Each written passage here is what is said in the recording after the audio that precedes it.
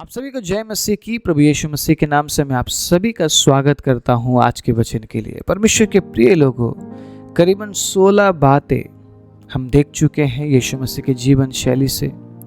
अगर आप यीशु के जीवन को देखते हैं, यीशु के जीवन से सीखते हैं, बहुत सारी बातें हैं, लेकिन करीबन 20 बातें मैं आप लोगों के बीच में रखने वाला हूं और 4 बातें मैं आपके बीच में लेकर आने वाला हूं। वैसे तो बहुत सारी बातें हैं, लेकिन इन 20 बातों को भी अगर हमने अनुसरण किया, परमेश्वर के अजीजों, हम यीशु जैसा जरूर बन सकते हैं। हम यीशु जैसा जी जरूर सकते हैं। और जब आप यीशु के जैसा बनते हैं, यीशु के जैसा जीते हैं, पिता की महिमा आपसे होती है और आपके जीवन में पिता अद्भुत काम करता है, क्योंकि वो यीशु में होकर काम करता है।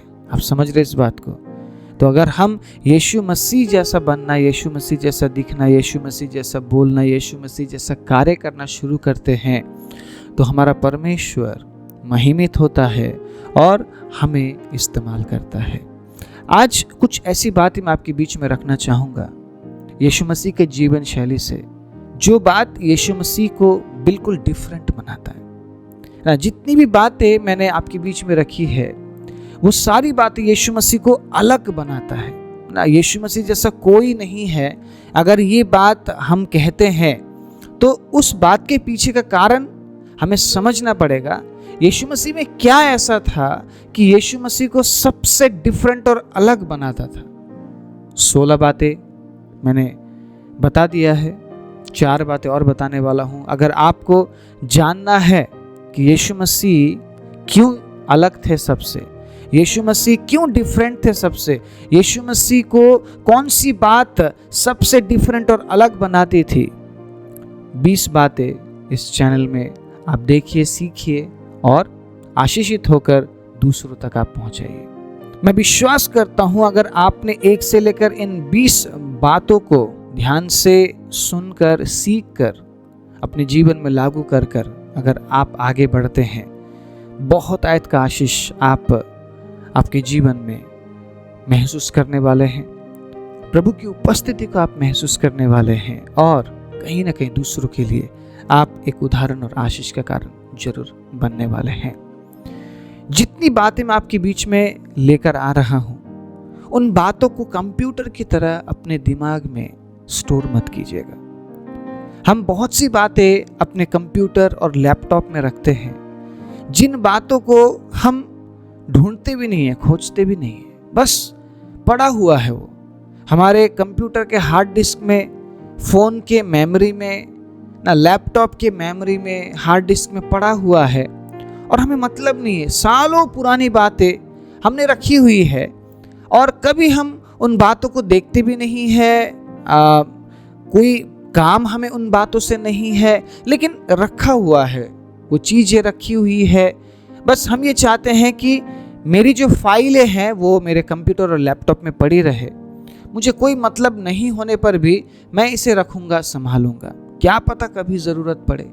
अगर वचन को आपने इस प्रकार से अपने दिमाग में स्टोर कर लिया है, आप बहुत से बाइबल वर्ड्स को, बाइबल के आयतों को आप याद करते हैं और आपने अपने दिमाग में रखा है, तो कोई फायदा नहीं है इससे।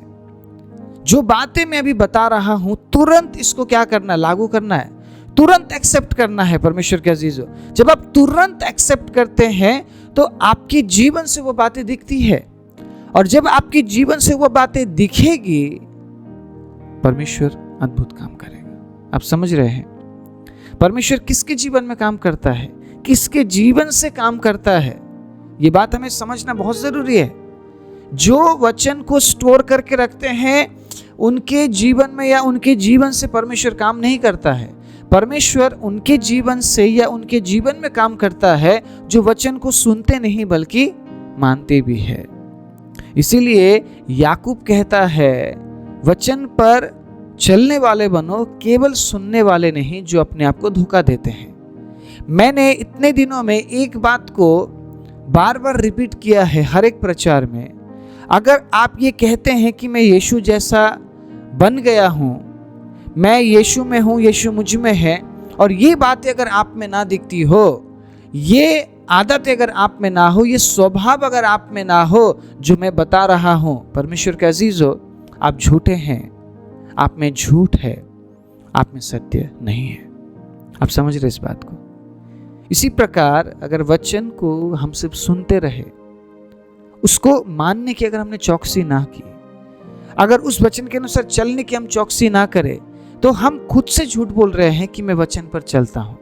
यीशु ने कहा, जो मुझसे प्रेम रखते हैं वो मेरे आज्ञा को मानेंगे। अगर तुम मुझसे प्रेम रखते हो तो मेरी आज्ञा को मानोगे, मेरी आज्ञाओं से प्रेम रखोगे, और जो ऐसा करते हैं पिता उससे प्रेम रखता है और हम उसके पास आएंगे और उसके साथ रहेंगे। ये गहराई ना बहुत बड़ी है, अद्भुत है। कई बार हम इस गहराई को समझ ही नहीं पाते। यीशु मसीह ने क्यों ऐसा बोला? क्योंकि हम वचन को सिर्फ सुन रहे हैं, सालों से सिर्फ सुनते हुए आए हैं, बदलाहट कुछ नहीं है। क्यों? क्योंकि सिर्फ वचन को सुनते हैं। लेकिन अगर आपने 20 बातें जो इन दिनों में मैं बताने जा रहा हूं, इन 20 बातों को बार बार अगर आपने सुना, आपका माइंड एक बार में स्टोर नहीं कर सकता है। बार बार सुनिए, और सुनने के बाद उस बात को अगर आप लागू करते हैं, बहुत बड़ा परिवर्तन आने वाला है। हालेलुया! बहुत बड़ा परिवर्तन आपके जीवन में आने वाला है। इस बात को नोट कर लीजिए आप, क्योंकि यीशु में होकर ही हम बदल सकते हैं। कोई इंसान या कोई प्रचार हमें नहीं बदल सकता है। आप समझ रहे इस बात को? अगर आप ये सोचते हैं मैं उस व्यक्ति से प्रचार सुन लूंगी या सुन लूंगा तो मेरा जीवन बदल जाएगा, या मैं उस कलीसिया में जाऊंगी या जाऊंगा तो मेरा जीवन बदल जाएगा, किसी कलीसिया में जाने से या किसी प्रचार को सुनने से आपका जीवन नहीं बदलेगा। आपका जीवन कब बदलता है? जब आप यीशु मसीह के जीवन शैली को आप ग्रहण करते हैं, आप अनुसरण करते हैं, आप आदर्श बनाते हैं यीशु मसीह को, तो ही आपका जीवन बदलता है। यीशु मसीह को जो बातें डिफरेंट बनाती है, यीशु मसीह को जो बातें अलग करती है लोगों से, हर बात से, अगर वो बातें हमारे जीवन में पाई जाए, तब हम लोगों से अलग दिखेंगे, लोगों से अलग हम काम कर पाएंगे। नहीं तो हम भी वैसे ही है जैसा इस संसार में लोग हैं। आप समझ रहे इस बात को?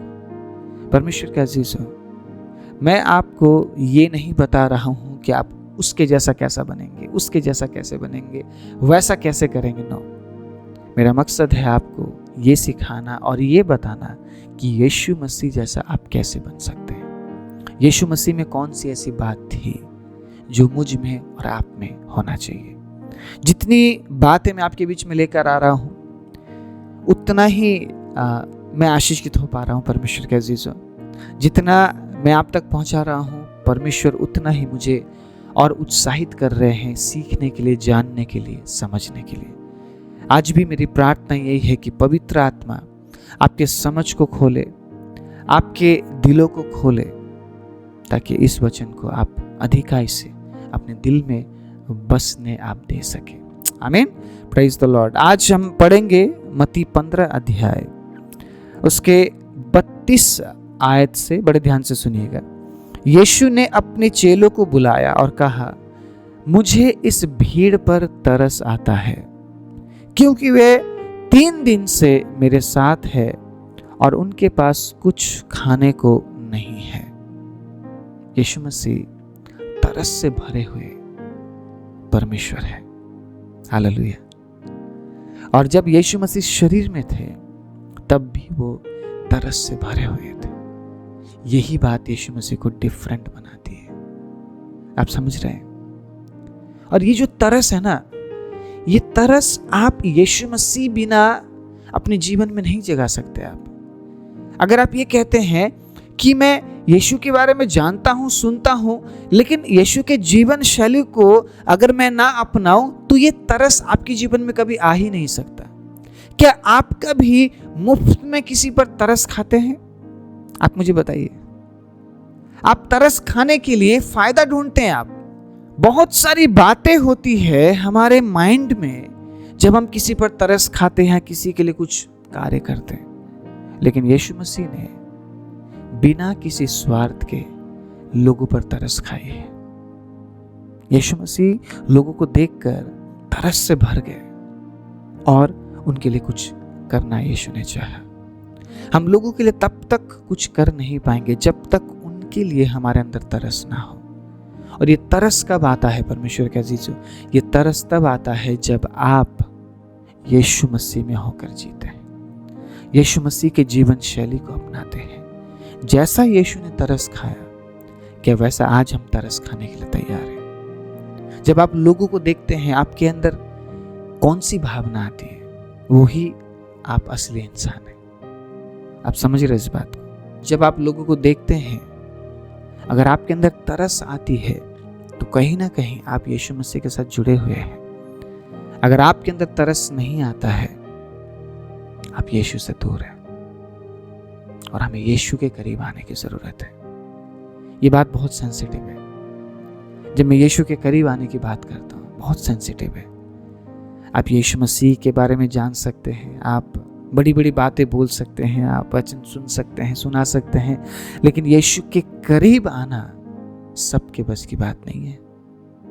सबके बस की बात नहीं है, क्योंकि यीशु के करीब आने से एक डिफरेंसेस को हम महसूस करते हैं, एक डिफरेंसेस को महसूस करते हैं। मैंने कुछ दिन पहले भी एक गवाही आपके बीच में बांटा। उस गवाही में मैंने आपको ये बताया, एक बहन जो इतने समय से विश्वास कर रही है, प्रभु के वचन को अध्ययन कर रही है, लेकिन वो यीशु मसीह के करीब नहीं आई थी।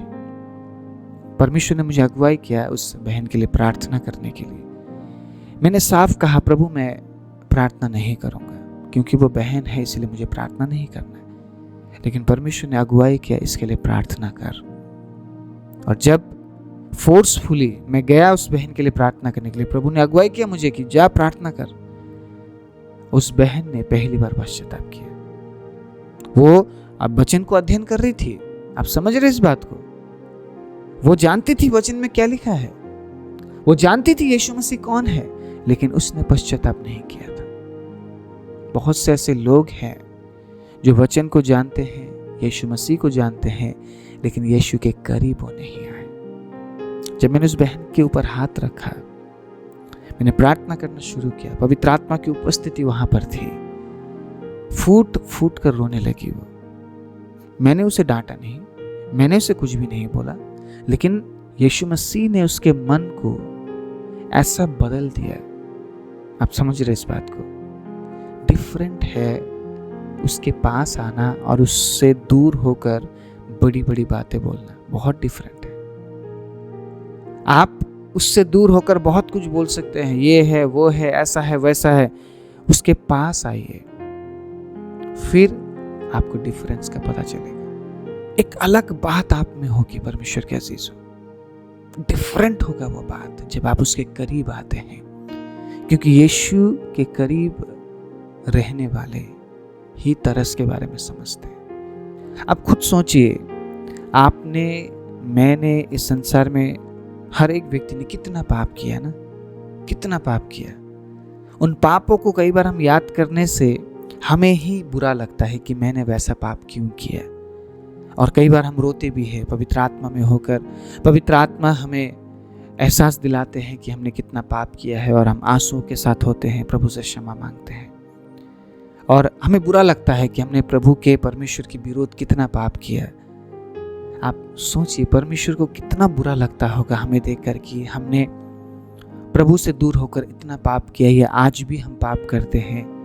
कौन सी बात यीशु मसीह को अलग बनाती है कि वो हमें दंड नहीं देते हैं, बल्कि दूसरा मौका देते हैं, दूसरा चांस देते हैं? यही वो तरस है। हालेलुया। यीशु मसीह तरस से भरे हुए हैं, इसीलिए यीशु मसीह हमें मौका देते हैं। परमेश्वर के अजीजों, अंत का समय है।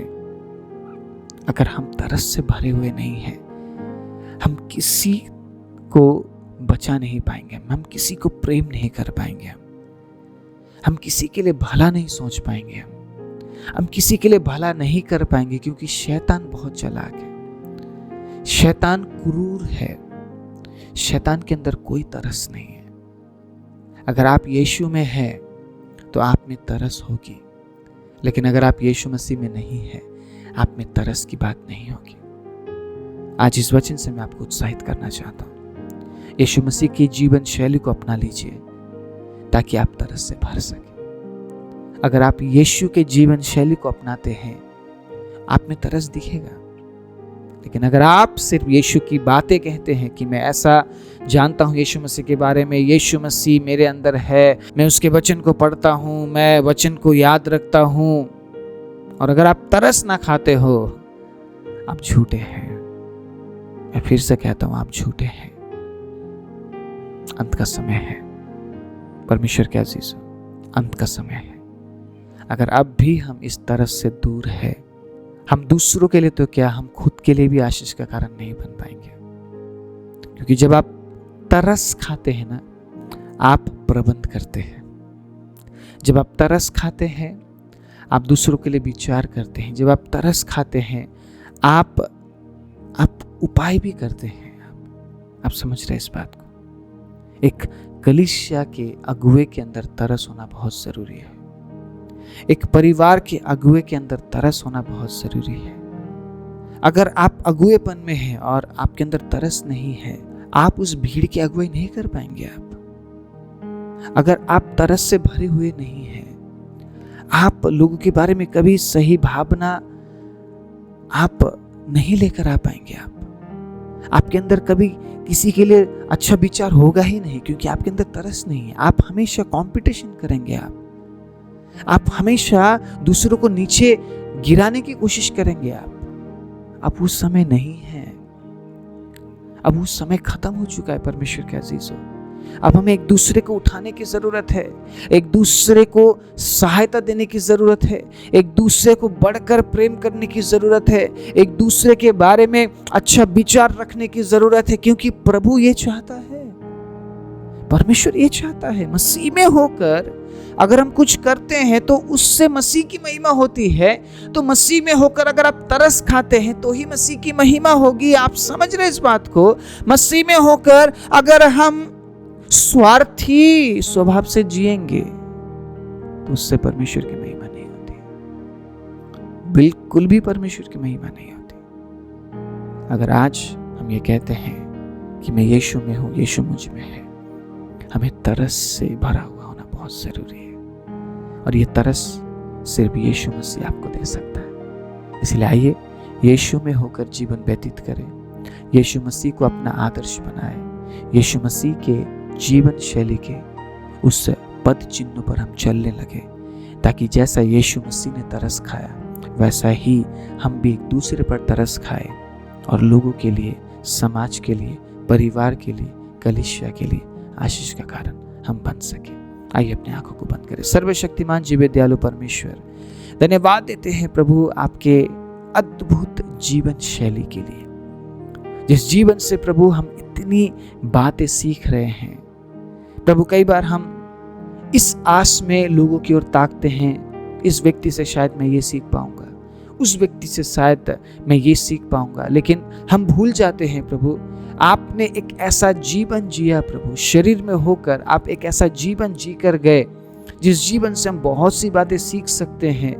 और प्रभु हम मिस्टेक कर देते हैं, कई बार हम लोगों से सीखते हैं और हम ठोकर खाते हैं। प्रभु धन्यवाद परमेश्वर, ऐसे लोगों को आपने हमारे जीवन में दिया, जिन लोगों से प्रभु हमने आपके बारे में सीखा प्रभु। और आज भी जब हम आपकी जीवन शैली को प्रभु अपनाते हैं, आपकी जीवन शैली को प्रभु हम ग्रहण करते हुए प्रभु उस पद चिन्हों पर चलते हैं, आपको आदर्श बनाते हुए प्रभु हमारे जीवन में भी वही बातें दिखे जो बातें आपके जीवन में थी। आज तरस से भरे हुए लोगों की कमी है प्रभु, तरस खाने वाले लोगों की कमी है परमेश्वर। इसलिए प्रभु आप हमारी सहायता कीजिए इन दिनों में, इन तमाम वचनों से प्रभु हम आपकी जीवन शैली को अपनाते हुए आपको इस पृथ्वी में रहकर महिमा देते हुए आगे बढ़ सके। सारी महिमा, आदर, इज्जत, जलाल, प्रशंसा आपको देते हुए प्रार्थना प्रभु यीशु के नाम से मांगते हैं, आमीन।